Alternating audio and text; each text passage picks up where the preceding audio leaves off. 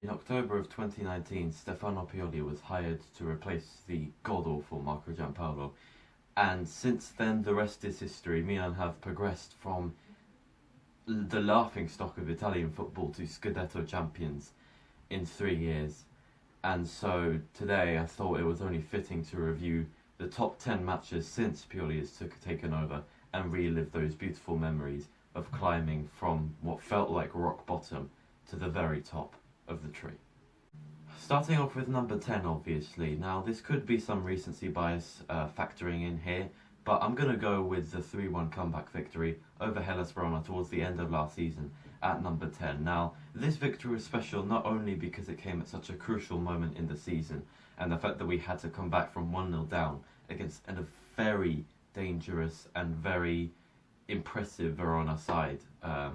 But it was also that before the game there were loads of stories about Fatale Verona and how Milan, once in the 1960s and then again in the 90s, went to the Bentegodi needing a victory, and both times they lost and also lost the title. So you could not forgive them, but you could understand if these stories started getting into the players' heads. Well, they didn't, because even though the Milan squad was in such a difficult situation, especially the likes of Leao and Tonali managed to barge past that pressure, beat that pressure, and get the victory. A victory that we so desperately needed, because into a right on our tails, we needed to get this victory, and we did. Now, at number 9, I just need to clarify before I get into explaining this, that my judgment on the top 10 Milan matches are based on how I felt directly after the game. They have nothing to do with hindsight and what happened since those. So at number 9, I'm going to put that 1-0 victory over Atletico Madrid in the 5th match day of the Champions League group stage. Now, again, this is why I put the disclaimer in that, like, you know, this is not this doesn't factor in hindsight, because obviously, therefore, I wouldn't really remember anything from Milan's Champions League campaign last season, you know, fondly, considering that we finished last. But this win was very, very bittersweet, because in the second match day we played Atleti at the San Siro. It was our first home game in the Champions League for 7 years, I think, and we took the 1-0 lead. We were absolutely dominating them, and then a farcical red card for Kessie, and to cap it off, another farcical penalty decision right at the end made sure that Atleti won the game. So basically, I mean, bias or no bias, 3 points were stolen from us there. It was a robbery, and so it was very, very sweet to get that victory, get revenge on them at the Wanda Metropolitano, and this really blew the Champions League group open at the time, which is why I remember it so fondly, even though, well, the rest of their campaign, less about that the better. Now, in this countdown, I'm going to be discussing a lot of games that have last-minute goals in them and comebacks, but this game is different because at number 8 I've put the 4-0 demolition of Lazio in the Coppa Italia last season. Now, this came off the back of a derby that I'll discuss later in the list, but it was just simply such a perfect game. You know, we were 3-0 up at half-time, Giroud got a brace, Kessie got on the score sheet, Leao got on the score sheet, defence was impeccable. That's basically the summary of the game. It was the perfect game of a sweet derby victory. So that's why it comes at number 8. That, as I said, it's how I remember these specific games, not with hindsight, because obviously the next round against Inter didn't go too well. So the 4-0 victory over Lazio at number 8. Now this one, I guess, is going to have, I have a bit of explaining to do, because only at number 7 I've put the incredible 4-2 comeback victory over Juventus in July, I think, 2020. This was, of course, after the first lockdown, as we all know. Now, this game is remembered very fondly by every Rossoneri fan. Of course it is, because we were 2-0 down against Juventus. At half-time it was 0-0, and then Juventus raced into a 2-goal lead after the break, and for all the world it looked like they were going to get that victory. But then, somehow, out of nowhere, Milan managed to pull 4 goals out of the bag in 15 minutes and stunned Serie A, basically. We were already on a fantastic post-lockdown run of form, but 2-0 down against Juventus, they were about to win the league title. who saw that coming? Well, not me, which is why I've put it on this list. How could I not? But the reason why I've put it at number 7, I know I've said that without, like, I'm judging these without hindsight, but this isn't really with hindsight, like, genuinely, because yes, it was such a beautiful victory, but I guess just the caliber of games further on in the list that I'm about to discuss pushes this win back. Now, I'm not saying this game wasn't memorable, of course it was, but it's just how this, like, this formed part of an amazing post-lockdown run, but it didn't lead to qualifying for the Champions League or winning the league title, which the games after this will. So that's why I put it at number 7. It is still a very beautiful memory for me. Right, this is another very debatable choice for me, because at number 6, only number 6, I've put that beautiful victory over Lazio towards the end of last season with Tonali's last-minute goal. Now, again, just let me explain this, because this was before Inter played their game in hand against Bologna. Now, as we know, they lost it hilariously. Radu made an idiotic mistake, and, well, the rest is history. We won the league title. But at the time, I didn't know that. So when Tonali somehow managed to stick a toe at that ball and poke it into the goal in the 92nd minute, I was, of course, ecstatic. I mean, how could I not be? But at the same time, this was all meant to be about winning the league title. We were all focused on that. And so I was also thinking about how Inter were going to win that game against Bologna. Of course they didn't. And so with hindsight, this game would be much higher in the list. This would be probably number 3, because genuinely it's probably the most important game of last season. If we had drawn that, title gone. Not only did it give us 2 extra points, that last minute goal, but it also just served as a massive morale boost for the Milan squad and demonstrated to Inter that now we were serious about winning this league title. So that's why, that's how this could have been higher with hindsight. But without hindsight, without knowing that Inter would bottle it against Bologna, I'm going to put this at number 6. Although, again, I'm not disrespecting this game. It's just the games after this, I somehow had an even higher level of dopamine coursing through my veins.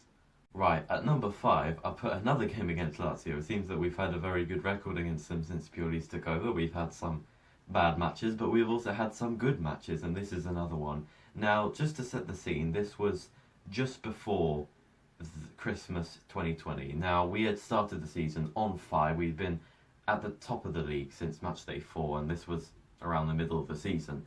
But Inter were catching up to us. We had had an injury crisis. We had 6 players out for this game, and we were stumbling thanks to this injury crisis, basically, and Inter were hot on our heels.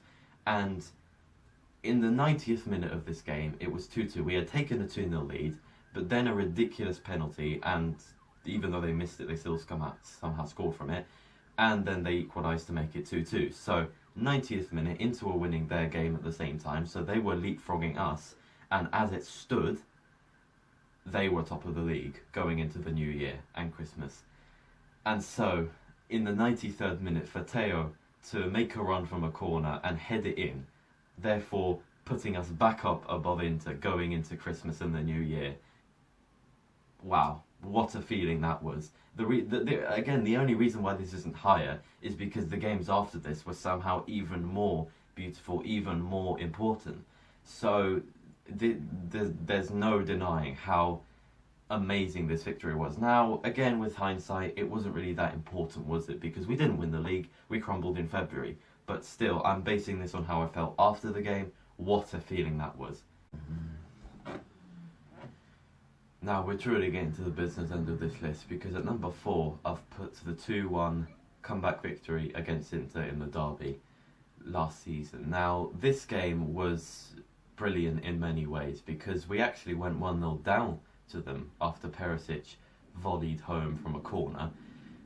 But this is why the game was so important for basically everything, the title race, even top 4 qualification, because if Inter had won this game, they would have gone 7 points clear of us with a game in hand against Bologna. Now, of course they lost that, but we could assume that they would win that. So they would basically go 10 points clear.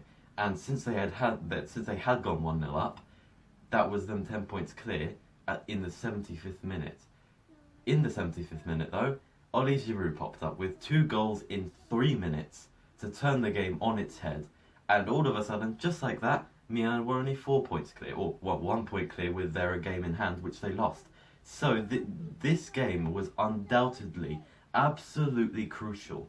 And I said this was crucial to top 4 qualification. It was, because we conceded the title to Inter in this game. We would have slipped down into the top 4 race. And we all know how that went last season. We had to wait until the very last day to secure Champions League qualification against Atalanta. It was by no means easy. And so, by staying in the title race, that basically put us out of contention of even falling out of the top 4, even though I'm not one to be that, I guess you could say optimistic, so I didn't think that at the time, but it really did have that effect. And so, yeah, undoubtedly near the top of this list, because that game was simply so crucial and turned around so quickly in favour of us. Thank you, Oli Giroud. Now, we've got to the top 3, and so these games, in my opinion, are absolutely legendary and fundamental to Pioli's Milan. So that's why I've put the 3-0 victory over Juventus towards the end of the 2021 season in this spot. Now, just to do a bit more scene setting, if you will, this was absolutely the pinnacle of the top. Well, pinnacle would be the final day, but one of the climaxes of the top 4 fight of that season. We had recently lost 2 games back-to-back against Sassuolo and then a 3-0 hammering against Lazio. And so we had, I think, won a game before this game, so basically to set ourselves up, but we were still in a really precarious situation. If Juventus had won this, I don't remember this perfectly, but I believe they would have been like 2 points ahead of us. Yeah, top 4 fight over. So, oh my god, this was so crucial. Now, towards the end of the first half, we had a free kick, swung in, punched out by Szczesny, comes to Brahim Diaz, and wriggles his way through a few Juventus players and curls it into the top corner from the edge of the box. What a beautiful goal at such a crucial time, just before the half-time break. And then, midway through the second half, we had missed a penalty before this, actually, so that gave a massive chance for Juve to re-enter the game. Rebic said no. What a belter from outside the box. Seriously, you should watch it. If Ronaldo had scored that, everybody would have gone absolutely mental. And just to cap it off, Tomori's first goal for the club. After some brilliant games since coming in from January, he finally had his, debut goal, I guess. Not goal and debut, but the first goal. I don't know if that works. Anyway, he had his first goal for the club. Absolutely amazing header, jumping higher than Ronaldo did against Sampdoria a couple of years ago. And again, everyone went mental for that, but nobody really noticed this. Anyway, just a perfect victory in so many ways. That the fact that we missed the penalty but still ended up crushing them. The fact that all 3 goals were sumptuous.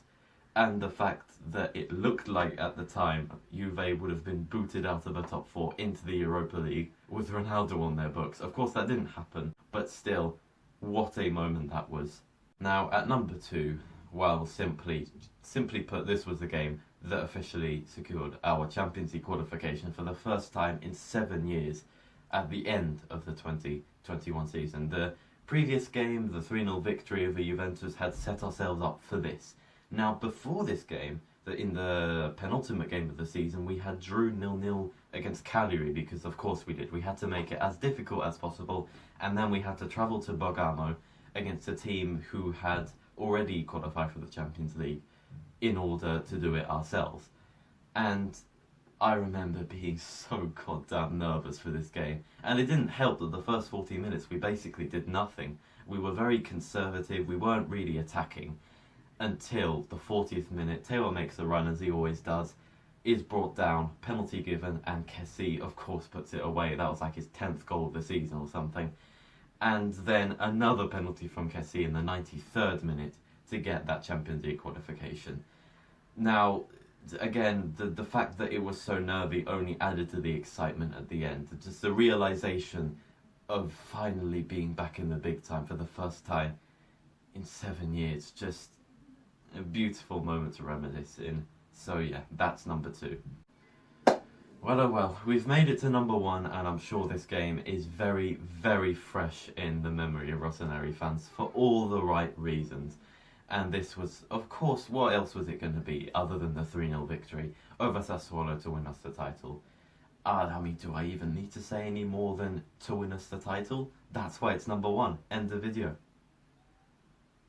Okay, not actually, but... Well, what more can I say? I guess everything about the game was perfect. You know, we were 3-0 up at half-time. We scored all 3 goals in the first half. Kessie got his farewell goal. Giroud popped up with 2 goals. Leao was on fire. Even Ibra could have got a goal, but he was offside. Magnon was excellent. The defence was excellent. Everybody was excellent. Just what a day after 11 years of hurt to win that Scudetto. Fantastic. Now, in case you can be bothered to write a comment saying like, oh, what about this game? Oh, what about this game? I have got a list of honourable mentions here, which I will be briefly running through. So we've got the 3-2 victory over Udinese. This was right at the start of 2020, and so much has happened since then. I put it in there because it was simply such a crazy game with Rebic bursting onto the scene with 2 goals and a wonderful goal from Theo. Another 3-2 victory was against Hellas Verona last season. We came back from 2-0 down. It looked like we were losing for the first time that season, but then some late game heroics from Castillo, first winning the penalty and then crossing it in for an own goal in the end, ended up securing us a victory. Now, this one in my honourable mentions list, not even in the proper list, our 2-0 victory against Atalanta towards the end of last season, the penultimate game of last season actually.